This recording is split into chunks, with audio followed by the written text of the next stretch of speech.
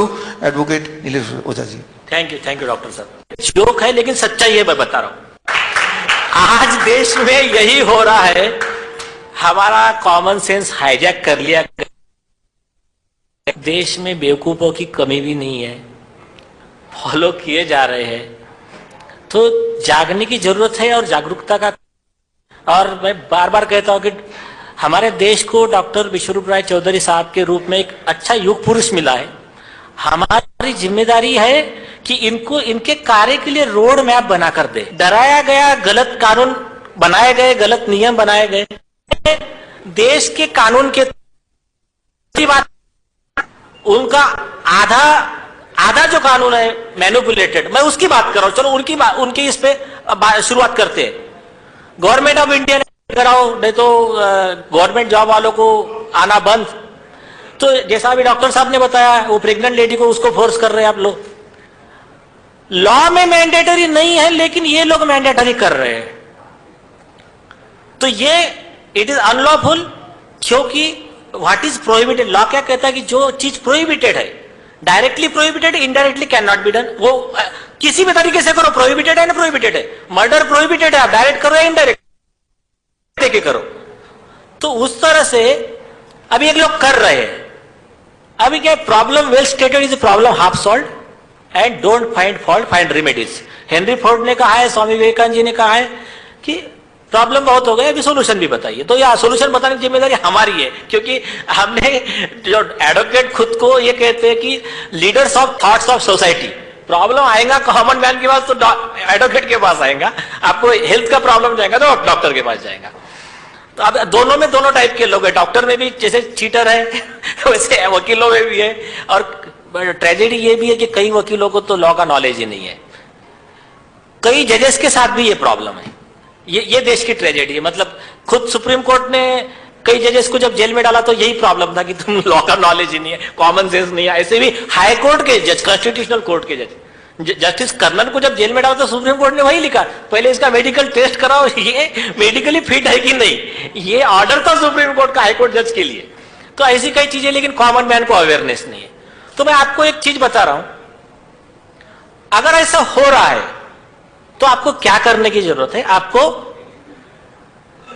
हर कोई व्यक्ति तो केस नहीं डाल सकता है, तो कम से कम देखिए जिसको जितना पॉसिबल है उनको कहो।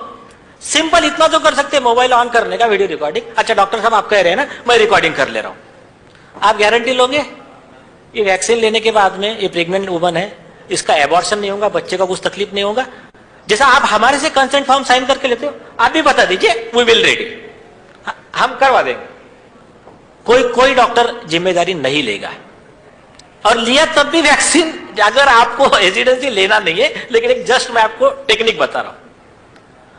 दूसरा है, देखिए हमने कोर्ट में केसेस फाइल किए हैं, और जिसको लास्ट स्टेज का कहते हैं, भी लास्ट स्टेज की लड़ाई। लेकिन मैं डॉक्टर साहब को, अवेकन इंडिया मूवमेंट की टीम को, इंडियन बार एसोसिएशन, कई पत्रकारों के मतलब ऑर्गेनाइजेशन हमारे साथ में है, कई मीडिया के लोग हैं, इन सभी लोगों को मैं धन्यवाद देना चाहता हूं। किस बात का?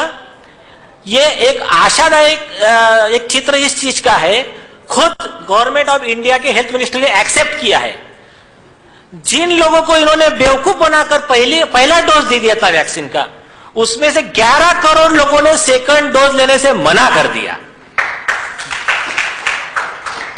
तो ये जितने सोशल मीडिया वाले हो गए, मानस जी हो गए, वीरेंद्र जी, जितने हैं, सुनील आयात जी, जिन लोगों ने ये कैंपेन चलाया, इन सब लोगों का कलेक्टिव क्रेडिट जाता है कि इतने लोगों को मन में ये एक, और उनके पर्सनल अनुभव की, हाँ यार हम तो फंस गए, साइड इफेक्ट हो रहे हैं, हमारे बाजू के लोग मर रहे हैं। तो इसका कलेक्टिव एफर्ट था कि ये रिजल्ट आ रहा है। कल हमारा मुंबई का भी कल का स्टेटमेंट है हमारे म्युनिसिपल कमिश्नर का कि 4.5 अकेले मुंबई में 4.5 लाख लोगों ने सेकंड डोज लेने से मना कर दिया। अभी हम घर पे जाके पूछेंगे कि आप क्यों नहीं ले रहे हो। तो ये पॉजिटिव पिक्चर इस तरह का है। सेकंड एक है कि एक कॉमन सवाल आप सारे पत्रकारों से विनती है, जो सवाल माननीय गुवाहाटी हाईकोर्ट ने पूछे हैं, जो सवाल हर कॉमन, हाईकोर्ट ने ऑर्डर में ही लिखा और क्रैश किया, सरकार का मैंडेटरी वैक्सीन का ऑर्डर क्रैश किया, खारिज कर दिया, वैसे सवाल आप हर व्यक्ति से पूछिए। मैं इस प्रेस कॉन्फ्रेंस के माध्यम से सारे देशवासियों से निवेदन करता हूं, आपके एरिया का नगर सेवक, कॉर्पोरेटर, एमएलए, एमपी, सांसद, विधायक, वहां का हेल्थ ऑफिसर और जो कोई भी आ रहा है उसको आप 4-5 सवाल पूछना। पहली चीज, वैक्सीन लेने के बाद कोरोना होता है? सबसे ज्यादा केरला, या आप देख लो जहां जहां मैक्सिमम वैक्सीनेशन हुआ है वहां, जिसको आउटब्रेक बोलते हैं साइंस के लैंग्वेज में, वहां पर कोरोना के पेशेंट बढ़े हैं वैक्सीनेटेड लोगों में। एक होता है, वो व्यक्ति कोरोना का प्रचार कर सकता है, प्रसार कर सकता है, इंफेक्शन फैला सकता है। यस, ये तुम्हारे रिकॉर्ड है, ये हाईकोर्ट ने ऐसे ही सवाल पूछा। अब दूसरी बात, वो व्यक्ति की डेथ कोरोना से हो सकती है, हो सकती है। और नए डेटा और डेंजर है, वो कहते हैं कि नए ये पहले क्या लॉलीपॉप दे रहे थे, पब्लिक को गुमराह कर रहे थे कि बोले इन लोगों वैक्सीन लेने के बाद में हॉस्पिटलाइजेशन कम होगा। अभी रिजल्ट ये बता रहे हैं कि हॉस्पिटलाइज पर्सन जो है they are much more than the non vaccinated people. जिन्होंने वैक्सीन नहीं ली है वो लोगों की संख्या कम है हॉस्पिटलाइजेशन की, और जिन्होंने ली है उनकी संख्या ज्यादा है। तो जब ये सब चीजें हो रही है, इसके अलावा बोनस में आपको आपकी बेवकूफी का एक गिफ्ट है कि वैक्सीन लेने के बाद में आपकी वैक्सीन से डेथ हो जाएंगी, उसमें से थोड़ा बच गए तो फिर थोड़ा भगवान ने सोचा कि पाप ज्यादा है आपके, तो बोले फिर तड़प तड़प के मरने के लिए किसकी आंख चली जा रही है, कोई कान से बहरा हो जा रहा है, तो कोई पैरालाइज हो जा रहा है, कोई किसी की आधी बॉडी पैरालाइज हो गई। तो ये ऐसे नए नए गिफ्ट सरकार ने आपके बेवकूफ, नेचर ने, भगवान ने, आपने जो आज तक मतलब स्वार्थी बनकर काम किए, मैं मेरा देखूंगा, दुनिया का कुछ भी हो जाए, मुझ पर आए तो मैं देख लूंगा, इसके वजह से ये नेचर ने एक प्लान किया, यूनिवर्स कॉन्स्पायर्ड। लेकिन ये संतों की भूमि है। इंडिया दूसरे देशों के मामले में बहुत हद तक बचा हुआ है, और इंडिया से ही अभी एक क्रांति की लहर उठ रही है और उठ चुकी है। तो ये जो तकलीफें हो रही है ये हमारे ही कर्मों का फल है। आप हमको आवश्यकता है जल्दी जागने की, और वो जागने के लिए देखिए आप निराश मत होइए। हमने हमारे लेवल पे क्या किया है, क्रिमिनल केसेस हमने फाइल किया है, कंप्लेंट्स फाइल किया है। अभी 4 दिन पहले अवेकन इंडिया मूवमेंट की तरफ से हमने कंप्लेंट फाइल किया है सीबीआई के पास। क्या कहकर, जो drug controller general of India है वीजी सोमानी, इनका स्टेटमेंट था वैक्सीन 110% सुरक्षित है।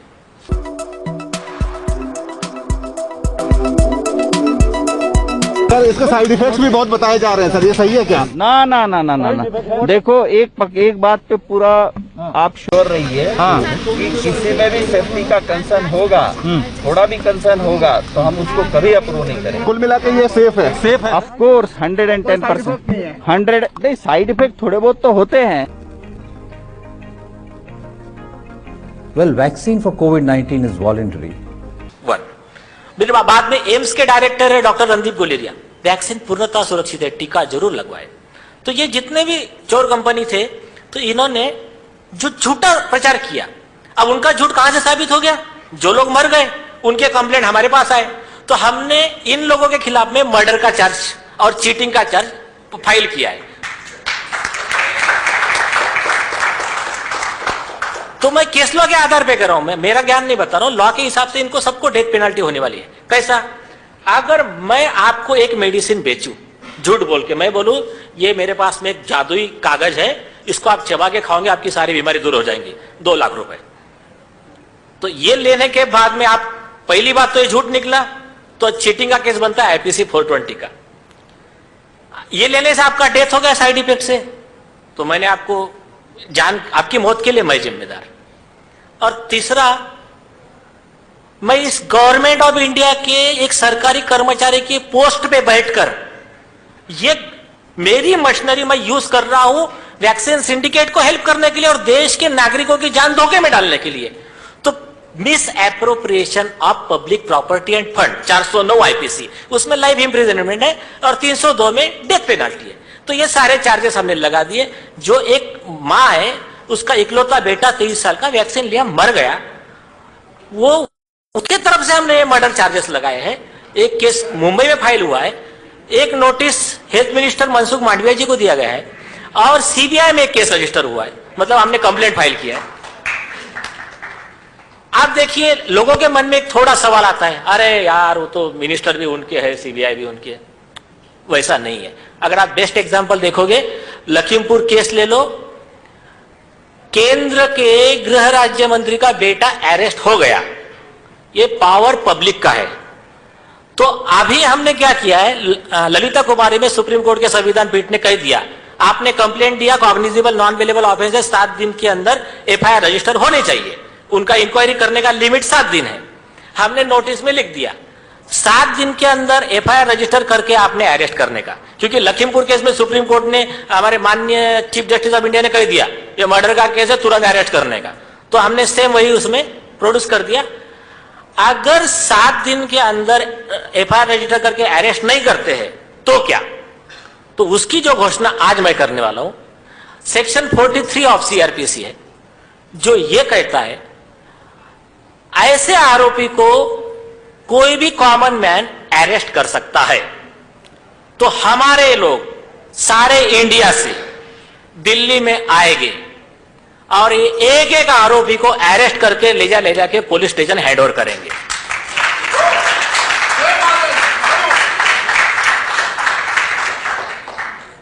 जिस किसी को शामिल होना है वो इस अभियान में, इस जन आंदोलन में अपना कर्तव्य है आर्टिकल 51A के तहत, और हमारा मातृभूमि के प्रति जो कर्तव्य है, इंसानियत के प्रति कर्तव्य है, जिसको शामिल होना है आप शामिल होइए।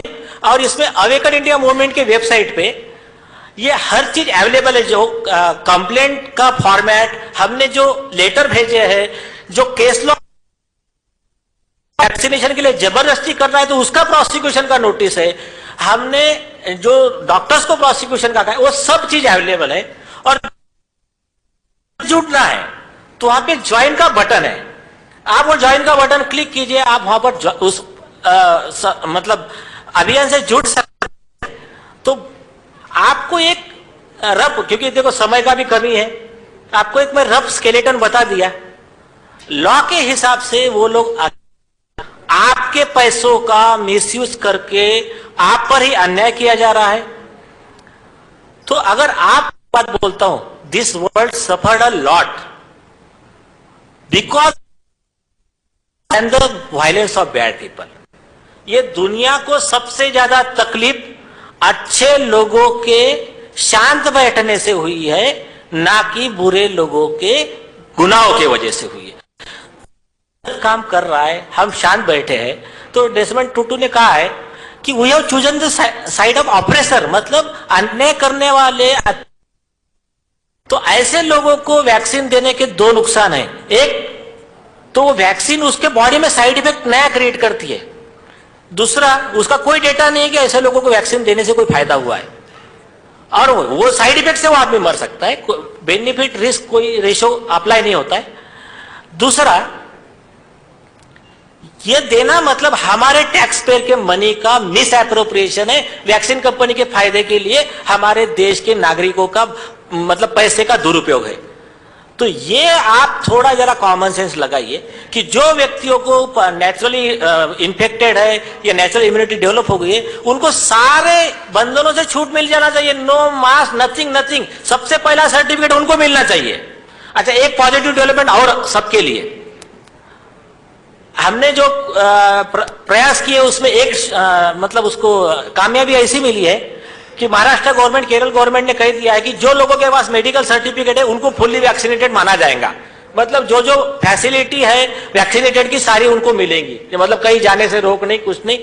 तो ये जो है, ये पर्सन में कोई भी डॉक्टर एक सर्टिफिकेट दे सकता है, उसकी कैटेगरी है, वो लिखेगी ये स्टडी के आधार पे, जिसको कोविड इन्फेक्शन हो चुका है, जिसको एलर्जी है, वो लेने से उसके जान को धोखा हो सकता है।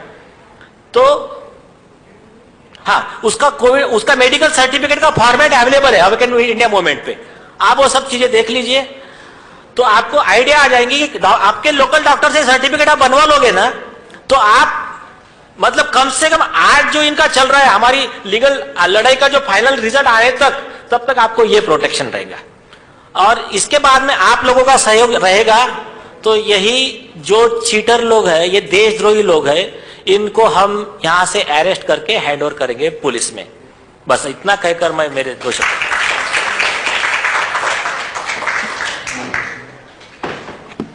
Thank you advocate Nilesh Ojha जी। आप मुंबई से आए और अवेकन कराने और अवेकन किया भी, और अवेकन रहना ये हमारी खुद की रिस्पॉन्सिबिलिटी है।